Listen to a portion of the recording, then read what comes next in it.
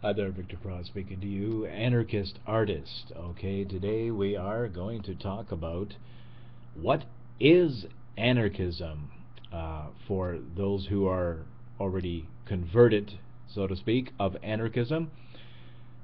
I think this would be a very good talk for you to listen to, just as much as the person who is sitting on the fence or who is perhaps intimidated yet curious with the whole idea of anarchy. I most especially advise you to listen to this talk. I just want to let others know that I do continue to record part 2 of the video Stefan Molyneux and the Conception of Individual Rights, but for a slight detour I just thought that I would mix it up, so to speak, and talk about anarchism as a foundational beginning, as a definition, as an idea, and just to get back to roots and basics, and to really drive the points home in a single video, or rather maybe one or two videos that I'll be doing of this subject. What is anarchism? What is anarchism? That is the question today, and pretty much the talk that I'm going to be giving in these video series was the talk that I gave at the Sons of Anarchy, where my co-speakers were Tim Moen and Walter Block. So the assignment I was given that night was to just to go to basics. What is anarchism? What is non-aggression? How does this all mix together? Basically, what is the philosophy of anarchism is the question. And given that we were dubbed as the Sons of Anarchy, I thought it quite appropriate to speak of the father of anarchism, I guess, so to speak, or anarcho-anarchism, or anarcho-capitalism, rather, as a free market theory and approach to anarchism. Who other than to quote than Murray Rothbard? And I began, if we look at the black record of mass murder, exploitation, and tyranny levied on society by governments over the ages, we need not be loath to abandon the Leviathan State. Murray Rothbard.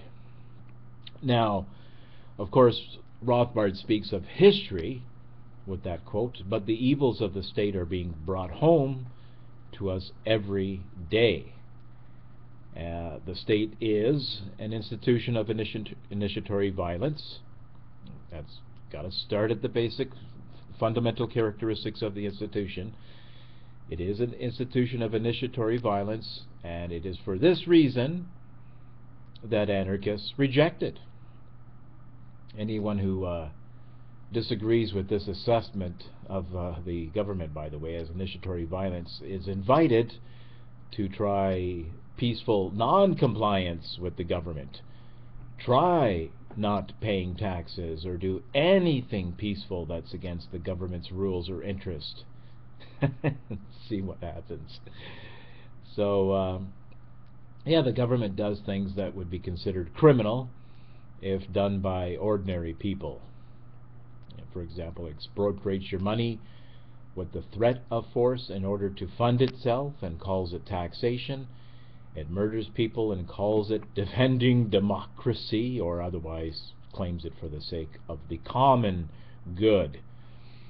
It prevents the free association with other people in the name of restricting immigration. Practically everything the state does is considered criminal if done by anybody else. And it is with this basic knowledge that I'm giving this talk to learn about anarchism. We want to know of alternative ideas to the main narrative, which has always been one form of government or another. And unlike the casual observers of history, anarchists see a common thread behind most of mankind's horrors and failings, and it is the state. It is the all-time champion of devastation and destruction. In the 20th century alone, states have murdered well over 250 million human beings, whether in war, concentration camps, or man-made famine, or out-and-out genocide. Now, anarchism and anarchy are undoubtedly the most misrepresented ideas in political theory, to say the least. Generally, the words are used to mean chaos or without order, and so, by implication, anarchists are seen to desire social chaos and the law of the jungle. I hope to change that perception. I can't make you accept anarchism by listening to these videos, but what I can do is make it possible for you to understand what anarchism is and what it isn't. You know, it's funny to note that in terms of criticisms hurled against anarchism, one great philosophical opponent has always been objectivists, the philosophy of Ayn Rand. And objectivist scholar Leonard Peikoff, who is the intellectual heir to objectivist philosopher Ayn Rand, writes this about anarchism, and I quote, "Anarchism is the idea that there should be no government. In objectivist terms, this amounts to the view that every man should defend himself by using physical force against others whenever he feels like it, with no objective standards of justice, crime, or proof." Unquote. No, this is not what anarchism means, Dr. Peikoff. It's really not. No anarchist I know of defends using physical force against others whenever he feels like it as a serious idea. Consider, there's nobody exerting that. You will not find in anarchist writings such a cavalier attitude towards force in some nihilistic sense, just to go about initiating violence against others whenever he feels like it. It's not a fucking definition or idea at all of the anarchist position. I mean, this is just embarrassing. This is fucking pathetic. You know, Ayn Rand was a brilliant philosopher, absolutely brilliant, made a lot of contributions.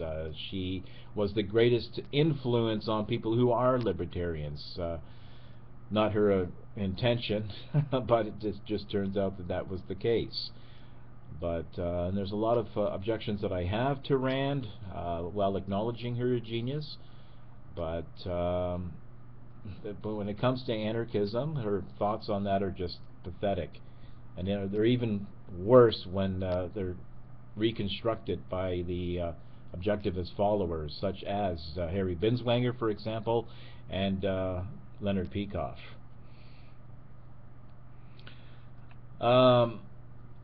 Now, the objectivists share, as I have noted, some basic philosophical premises with two opposing philosophers, John Locke and Thomas Hobbes.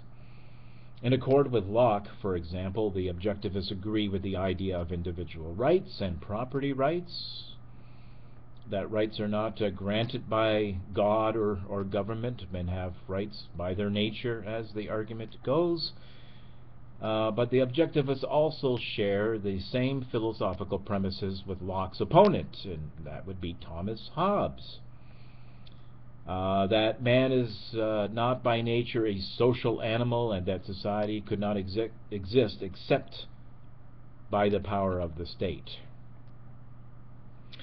Now, according to objectivists, the absence of a centralized authority would lead to epistemological chaos.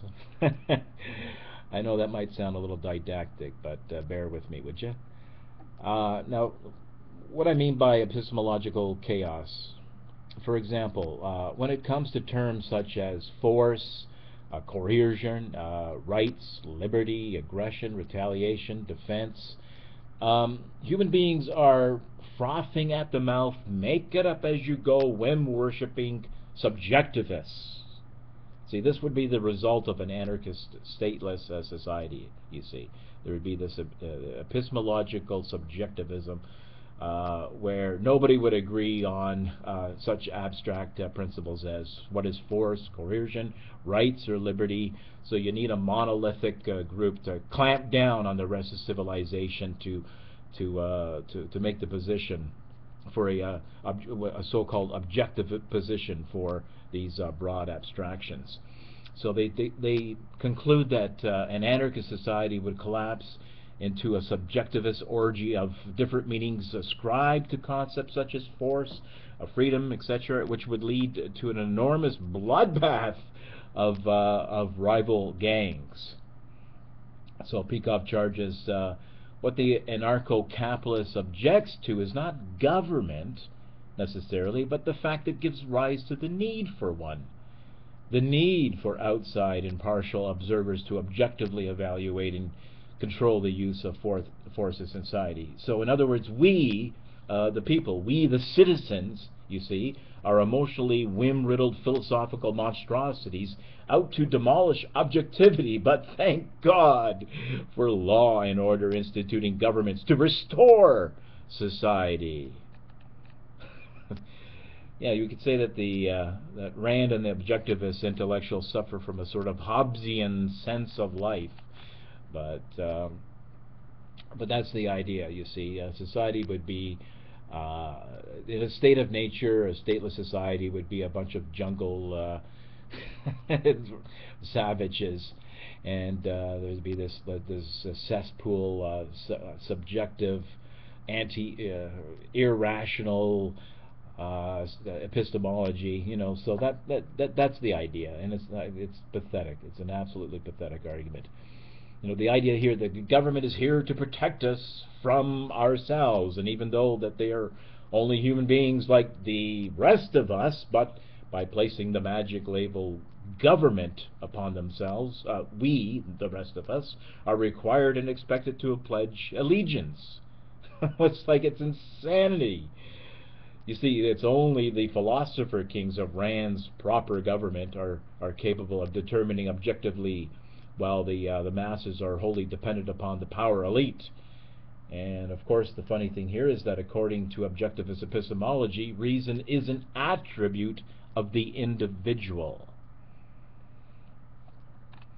Now, anarchy has always been an important theme in political philosophy, you know, well before Rand's time, but for the most part, anarchy has functioned as the political equivalent of hell, a perpetual war of every man against every man. And as philosopher Thomas Hobbes put it in his famous account, in a so-called state of nature, life would be nasty, brutish, and short. So in fact, a society without government has often been depicted as so horrific and destructive that virtually any kind of government, however brutal or despotic, is preferable to the very idea of anarchy. So let's leave this caricature of anarchy by the wayside, shall we, in these videos, and let's establish some key definitions. As Ayn Rand stated, definitions are the guardians of rationality, and terms like anarchy and government have basic, established, objective definitions, and that's what I'll pick up in my next video. I thank you for listening to the introductory, I guess you could say, and we will continue with part 2, as I will also continue my series with Stefan Molyneux and the conception of individual rights. So you have these two series side by side one another. Please subscribe to my video if you have not, post it on your Facebook wall, and give some feedback. That would be excellent. Thanks a lot. Victor Pross signing out, Anarchist Artist.